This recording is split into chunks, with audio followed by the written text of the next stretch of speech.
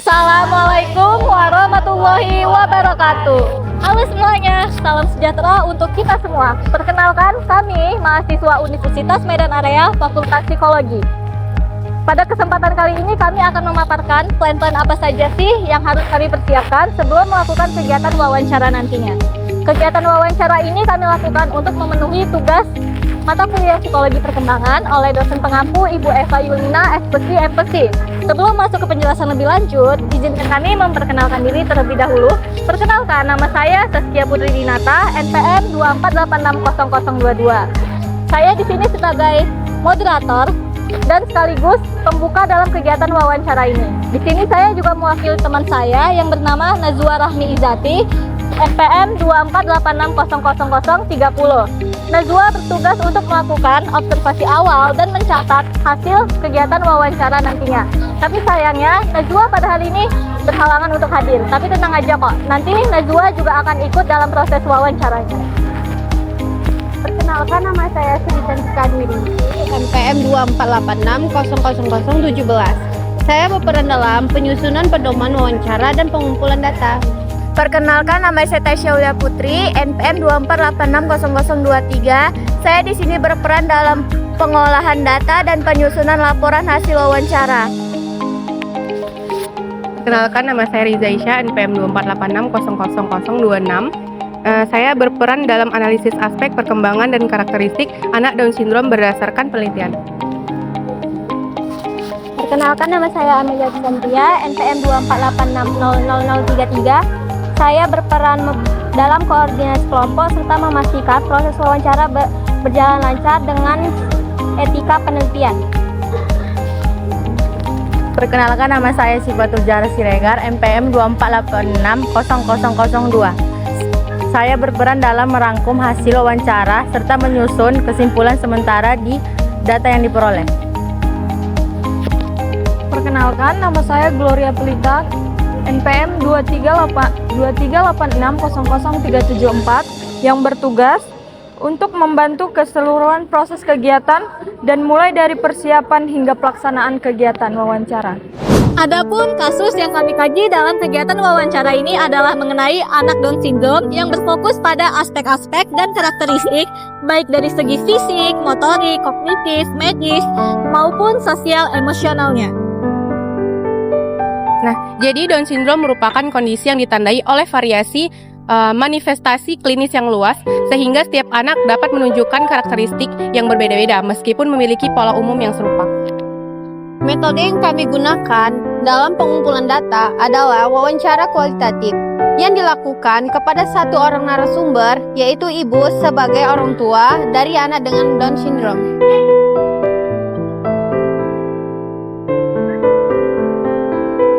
Melalui wawancara ini, kami akan menggali informasi terkait kondisi umum yang terjadi pada perkembangan anak Down syndrome, baik dari segi fisik, motorik, belajar dan bahasa, serta sosial emosionalnya.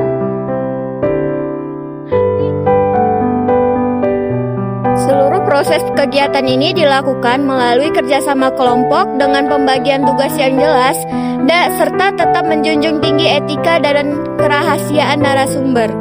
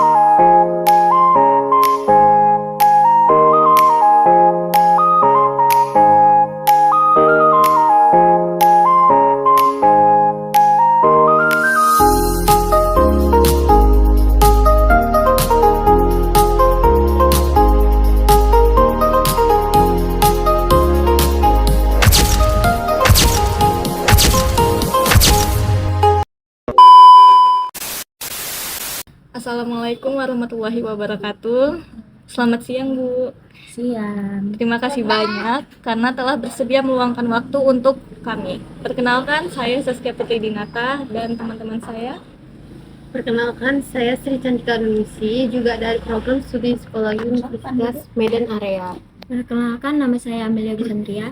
Dan perkenalkan, nama saya Nazwa Rahmizati. Kami saat ini sedang melakukan wawancara untuk keperluan tugas perkuliahan terkait aspek-aspek dan karakteristik perkembangan anak dengan Down syndrome, khususnya dari sudut pandang orang tua. Seluruh informasi yang Ibu sampaikan akan kami jaga kerahasiaannya dan hanya digunakan untuk kepentingan akademik. Apakah Ibu bersedia untuk melanjutkan wawancara ini? Iya, saya bersedia. Oke, terima kasih ya Bu.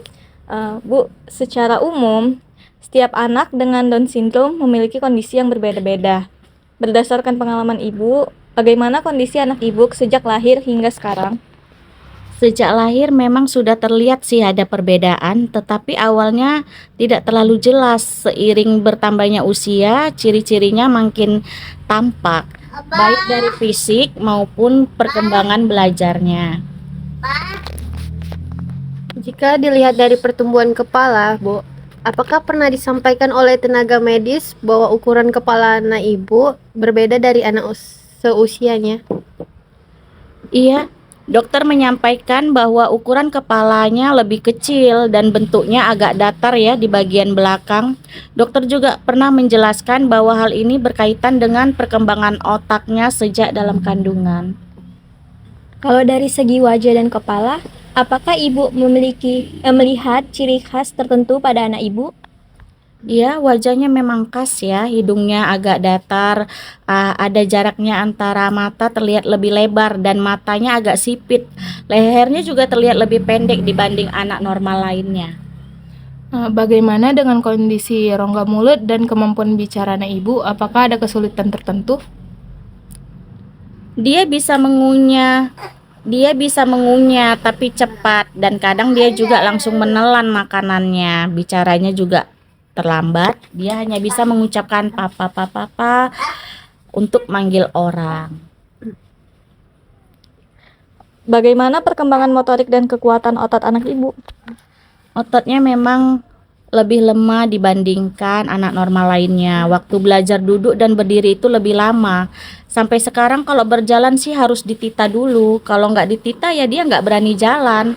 Tangannya kecil dan jarinya agak kelihatan lebih pendek-pendek dari anak normal lainnya. Tapi dengan terapi perlahan-lahan bisa berkembang. Apakah anak ibu memiliki riwayat gangguan jantung bawaan? Iya, sejak bayi sudah diketahui ada jantung bocor. Kami rutin kontrol ke dokter dan sekarang alhamdulillah kondisinya cukup stabil. Apakah Ibu memperhatikan ciri khusus pada tangan dan kaki anak Ibu? Iya, jarinya pendek dan jari kelingkingnya agak bengkok gitu ya. Dia telapak tangannya hanya ada satu garis. Bagaimana perkembangan belajar dan kemampuan kognitif anak Ibu? Belajarnya memang lebih lambat. Untuk membaca dan berhitung dia memang belum bisa sama sekali ya. Tapi dia udah ngerti kok kalau kita berikan instruksi sederhana. Tapi secara sosial dia ramah, periang, dan mudah bergaul. Nggak gampang nangis anaknya. Menurut Ibu, meskipun memiliki keterbatasan, apakah anak Ibu memiliki kelebihan tertentu? Kalau kelebihan dari yang saya lihat dari anak saya ini, dia sangat penyayang dan ceria, mudah dekat lagi dengan orang. Bagaimana pandangan ibu mengenai tingkat kemandirian anak ibu ke depannya? Dia masih membutuhkan pendampingan, terutama untuk belajar dan merawat diri ya. Tapi kami terus berusaha agar dia bisa mandiri semampunya. Baik Bu, terima kasih banyak atas waktu dan keterbukaan Ibu dalam berbagi pengalaman bersama kami. Informasi yang ibu sampaikan sangat membantu kami dalam memahami kondisi anak dengan Down syndrome secara lebih mendalam. Kami mendoakan semoga anak Ibu selalu diberikan kesehatan dan perkembangan yang terbaik. Terima kasih Ibu atas ketersediaannya.